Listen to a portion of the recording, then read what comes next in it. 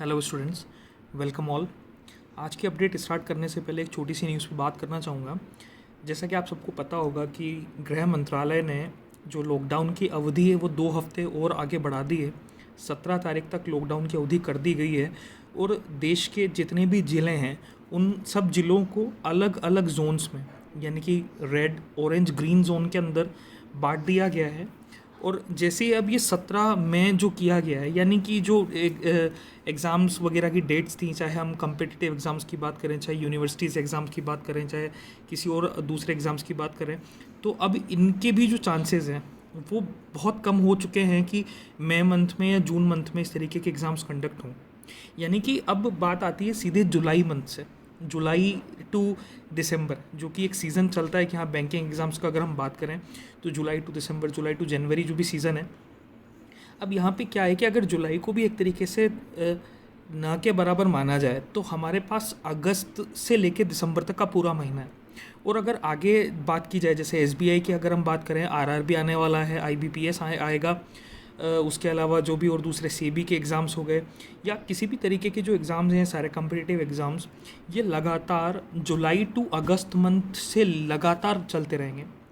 तो ये देखिएगा कि आपके पास जो टाइम है प्रिपरेशन के लिए, चाहे वो मैथ्स की बात हो, चाहे जीए की बात हो, चाहे इंग्लिश की बात हो, चाहे रीजनिंग की बात हो, किसी भी सब्जेक्ट की बात हो, ये जो टाइम है मई, जून और जुलाई भी अगर हम जहाँ तक मान के चले कि हाँ 15 जुलाई तक आप फिर भी एक तरीके का टाइम अपने पास में लेकर चलें, तो अल्टीमेटली ये जो 2 महीने 2.5 महीने का समय है हमारे पास में, ये बहुत इम्पोर्टेंट है।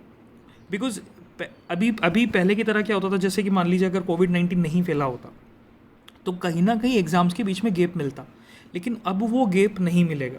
और लगातार जो भी एग्ज़ाम्स हैं ये ऐसा इस तरीके से चलता रहेगा कि पता लगा कि एक मंथ में सारी एग्ज़ाम्स अलग अलग संडेज़ पे कंडक्ट हो गए, फिर उसके बाद में पहले आरआरबी कंडक्ट हो गया, देन उसके बाद में और कोई दूसरा एग्ज़ाम कंडक्ट हो गया, देन उसके बाद में और कोई एग्ज़ाम आ गया सामने। तो लगातार ये जो फॉर्मेट है वो लगातार चलता रहेगा टिल दिसंबर। और उसकी भी अभी कोई गारंटी नहीं है कि भारत सरकार जो है वो इस लॉकडाउन को आगे और एक्सटेंड ना करे।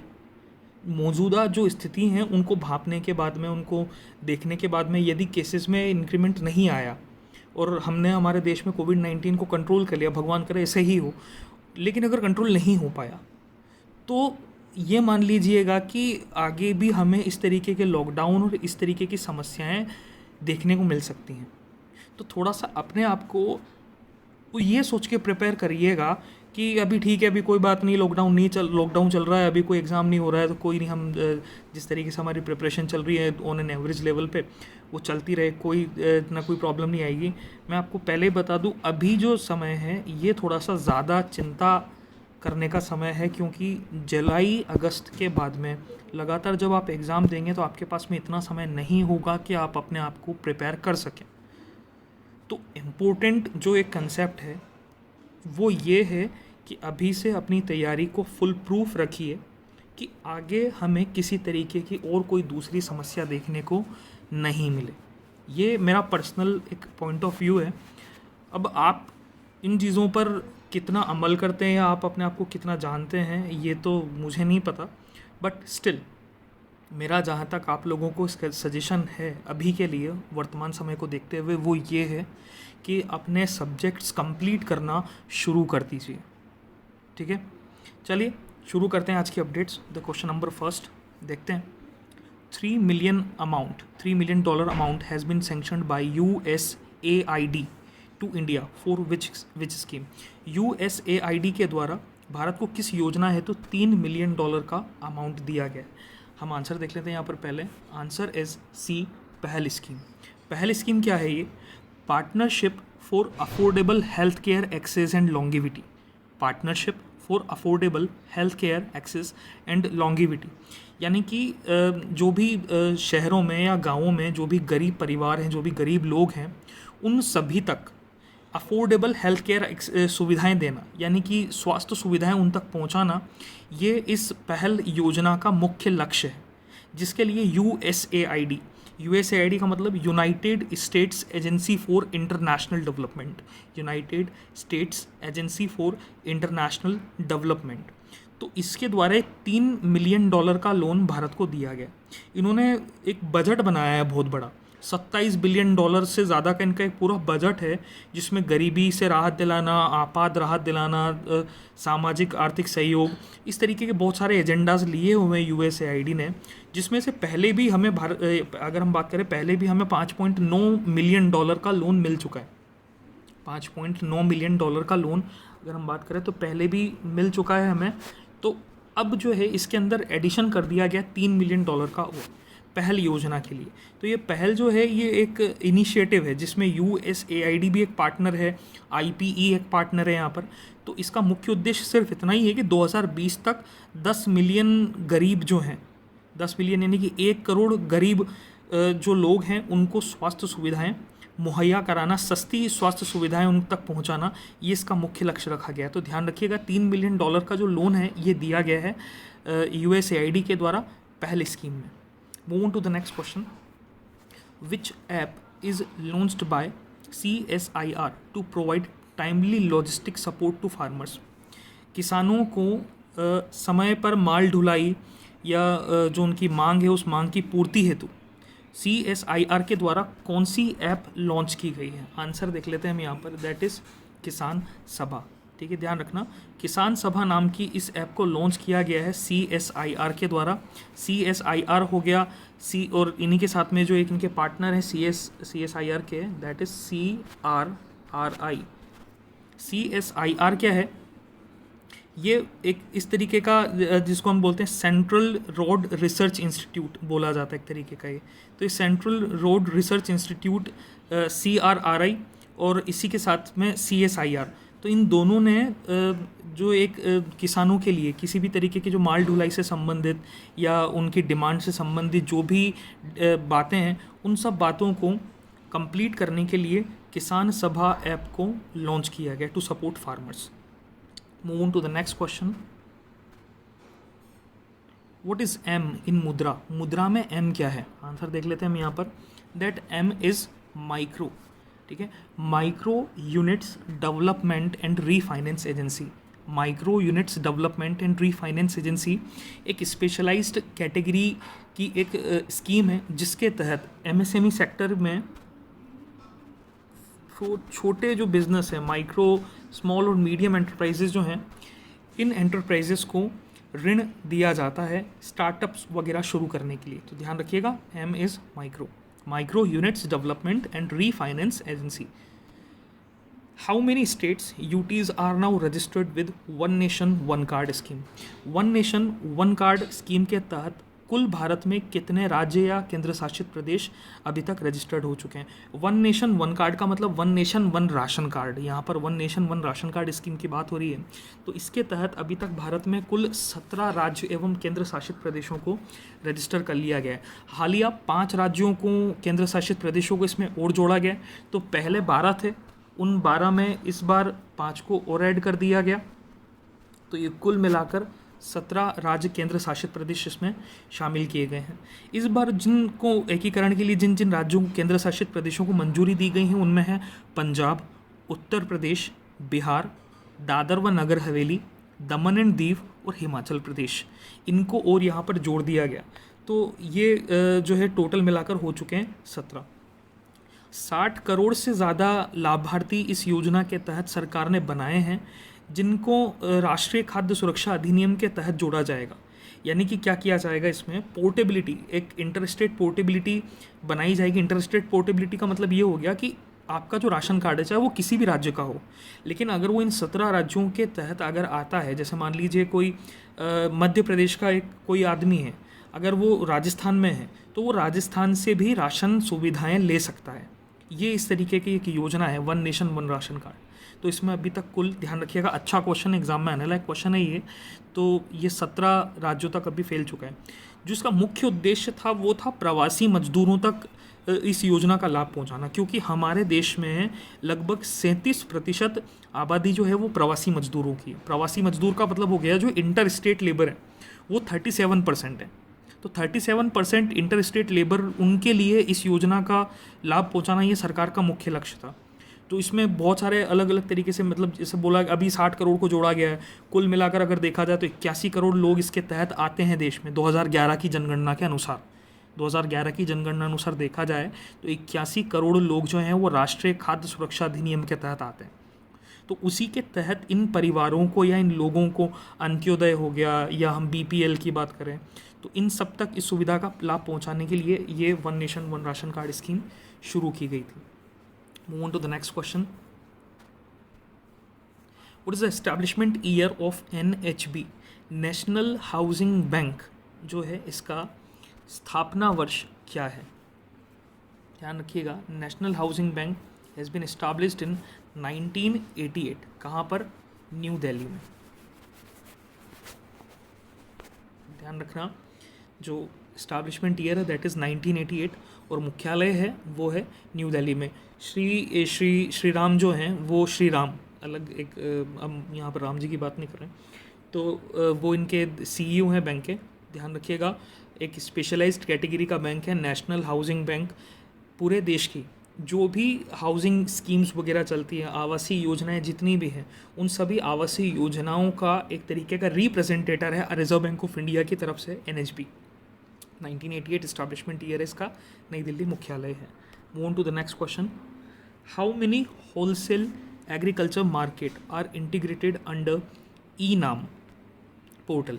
ई नाम पोर्टल के तहत कितने होलसेल बाज़ार जो हैं या कितनी मंडियां जो हैं उन मंडियों को जोड़ा गया है? आंसर देख लेते हैं हम यहाँ पर पहले। Answer is 200। देखिएगा, 200 ऐसी मंडियां हैं जिनको यहाँ पर जोड़ा गया है। 7 राज्यों की 200 मंडियों को यहाँ पर जोड़ा गया है। और अब ई नाम के तहत, ई नाम का मतलब यहाँ पर क्या हो गया? Electronic national agriculture market. Electronic national agriculture market.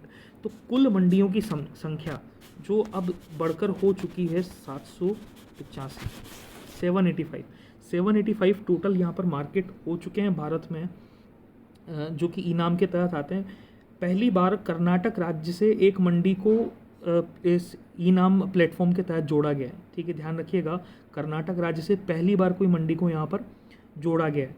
तो ये ऐसा भी आ सकता है कि पहली बार ऐसा कौन सा राज्य जिसको ई नाम से जोड़ा गया है, तो उस राज्य का नाम है कर्नाटक।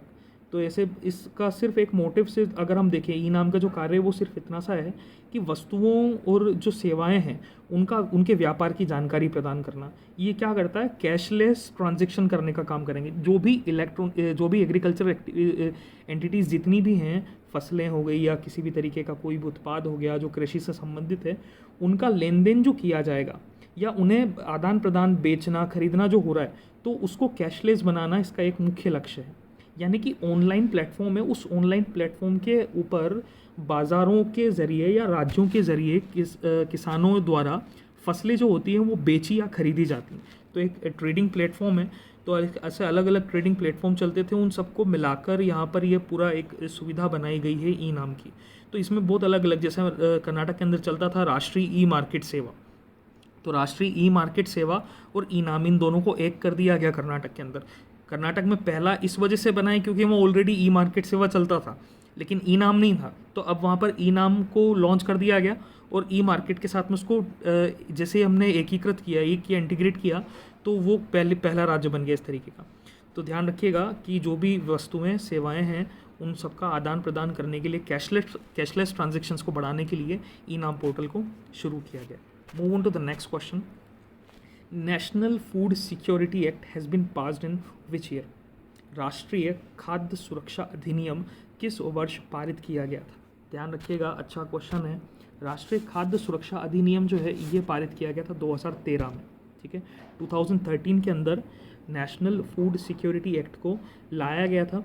इसी के तहत FSSAI हो गया या फिर जो भी इंडिया में FAO की जो भी ब्रांच काम करती है, तो ये सभी इसके तहत काम करते हैं, फूड सिक्योरिटी एक्ट के तहत। और ये लोगों को जो जोड़ा गया है, जो गरीबी रेखा के नीचे आते हैं, वो भी सारे फूड सिक्योरिटी एक्ट के तहत ही उनको लिया जाता है। 2013, ध्यान रखिएगा।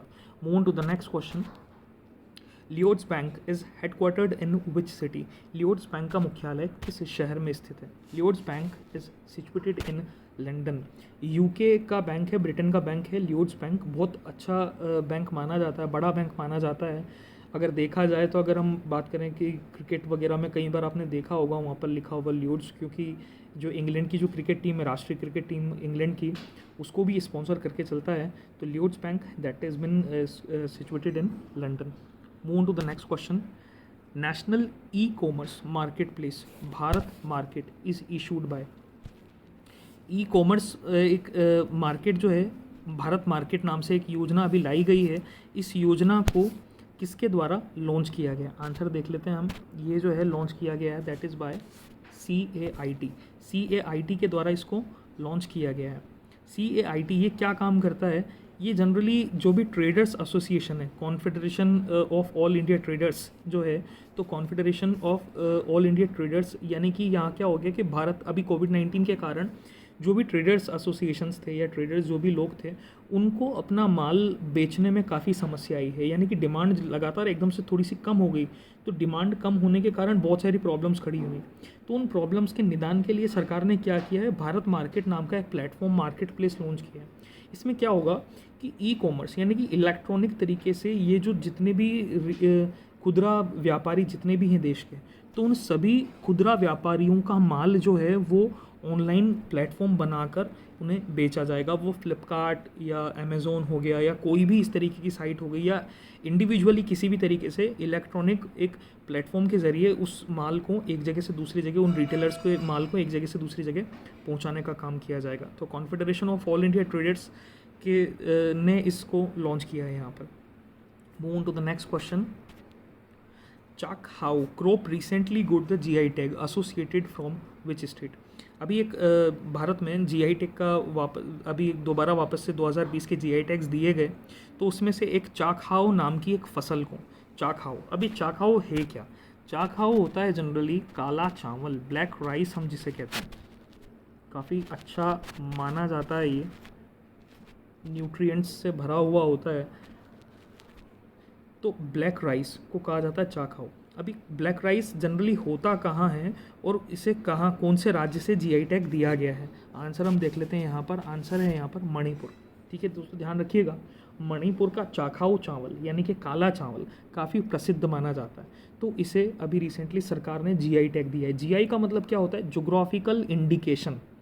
जोग्राफिकल इंडिकेशन, जोग्राफिकल इंडिकेशन का मतलब क्या हो गया कि एक जगह अगर किसी प्रचलित वस्तु के नाम से अगर जानी जाती है, एक कोई भी जगह किसी प्रचलित वस्तु के नाम से जानी जाती है, तो उसे वहाँ का भौगोलिक संकेत नाम दे दिया जाता है। भौगोलिक संकेत का मतलब हो गया कि ये जो जगह है, मणिपुर जो है वो चाकहाओ चावल के लिए फेमस है, या जैसे कि अगर हम बात करें जैसे महाराष्ट्र कोल्हापुरी चप्पल, वो अलग से उनके लिए फेमस हो गया। अलग अलग राज्यों में अलग अलग तरीके के इस GI टैग्स जो हैं वो लगातार मिलते रहते हैं। तो इंपॉर्टेंट है। अभी रिसेंटली भारत सरकार ने बहुत सारे GI टैग इस तरीके से रिलीज़ किए हैं, हम इनकी बात भी करेंगे। जम्मू एंड कश्मीर में अलग GI टैग दिया गया है, यहाँ मणिपुर में अलग GI टैग दिया गया है। तो ध्यान रखना अभी इसको कि जो चाकहाओ नाम का एक चावल है, ब्लैक राइस की किस्म है ये चाकहाओ, इसी को कह दिया जाए, किस्म नहीं अगर हम मान के चलें तो इसी को चावल कहा जाता है, चाकहाओ को। मणिपुर के अंदर ये चावल पाया जाता है, तो इसे GI टैग दिया गया। ये आज के हमारे 10 क्वेश्चंस थे इस तरीके के, इनको देखते रहिएगा लगातार, ठीक है, नोट डाउन करते रहिएगा। कोई डाउट हो you can ask it to me. Thank you so much, मिलते हैं नेक्स्ट वीडियो में। और हाँ, हम बहुत जल्दी हो सकता है नेक्स्ट वीक जो है वो बैंकिंग के टॉपिक्स के साथ भी कहानी शुरू करें। Monetary policy would be the first topic. Monetary policy को हम बेसिक लेवल पे देखेंगे, उससे रिलेटेड जो भी टर्म्स, जो भी क्वरीज होंगी, जो भी बातें होंगी, उनको किया जाएगा। ठीक है, चलिए देखते हैं नेक्स्ट वीडियो में मिलते हैं। तब तक के लिए बी सेफ।